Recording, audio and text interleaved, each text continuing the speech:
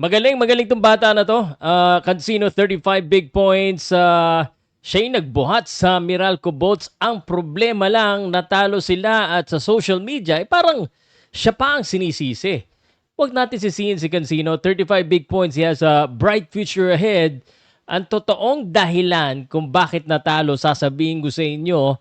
At pero ito, masakit talaga to para kay Cancino. Pag na-realize, hindi ko alam kung na-realize nyo na, pag na-realize nyo na, naku naman, it's not a good time para makakuha ng stats na yon. Ano kaya yung stats na yon? Just in case, i-comment mo na, i-post mo muna, hulaan ko kung malaman mo rin. Okay, simulan na natin to. Podcast Sports, the number one independent sports voice of the Philippines.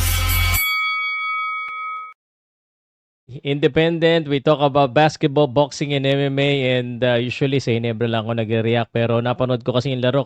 Umaasa ako na mag-extend pa yung series ng TNT at saka Meralco Bolts, pero tinapos na po. Nabatak ni Ma'am Batak, 4 points. Nanonood ako eh. Actually, second half yung pinanood ko, so it was a very close game. I thought mananalo na yung Meralco Bolts. I think there was a swing from 6 points eh. Isang 4 points, isang 2 points. That was yung ano eh, turning point ng laro. At sabihin ko na sa inyo kagad, bago ko sabihin sa inyo yung nakakapagsisi na ginawa po ni Cancino. Okay? So, unang-una, wag natin sisihin yung bata, yung basketball player dahil siya yung nagbuhat eh. And ang ganda niya ng statistic niya. Kung titingnan natin yung statistics niya, papakita ko sa inyo ha. Lakihan lang natin ha. 35 points si Cancino. Okay, ano ko lang muna to ha. 35 points. And ang ganda rin ng field goal shooting niya. 11 out of 20. And that's 60%. Actually, ang gaganda ng shooting ng Meralco Bolts. Natalo pa sila except for Banchero at saka itong kay Cliff Hodge at saka kay Bates. Ang ganda eh, oh.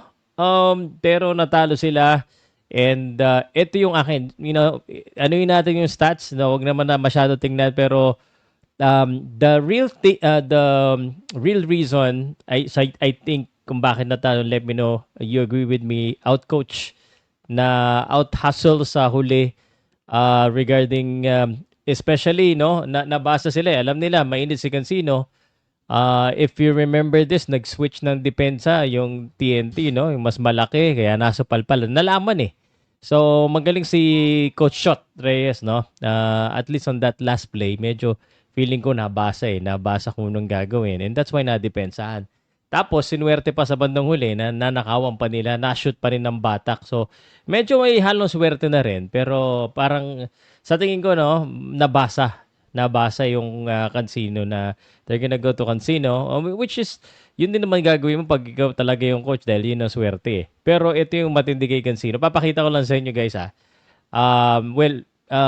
Habang hindi nyo pa alam, yung Hinebra at San Miguel, mukhang matatalo pa yata na naman ang Hinebra dito. Parang San Miguel talaga yata, no?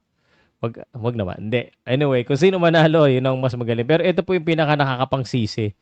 So, si Cancino has done everything. He has 5 rebounds. He has 3 assists, 2 steals. But look at the stats. He only has 1 turnover. And this turnover will be ito yung pinaka-pinagsisisihan niyang turnover to. Ito yung inbound pass na nanakaw at na-score po ni si Heading yata yung nakasundot sa kanya yung pagka-crossover niya. You guys remember that? Yan ang turning point. Isa sa turning point. Lumamang na dyan yung TNT and si Cancino yun. So, biruin mo yun, inalagaan niya yung bola the whole game until that very last possession or that possession na naagawan na siya, nasa palpal pa siya. Kaya siya yung sinisisi ng mga tao. Pero I think, he has to do what he needs to do. Siya talaga eh. Sa coaching na yun sa tingin ko lang. Let me know what you think in the comment section, guys.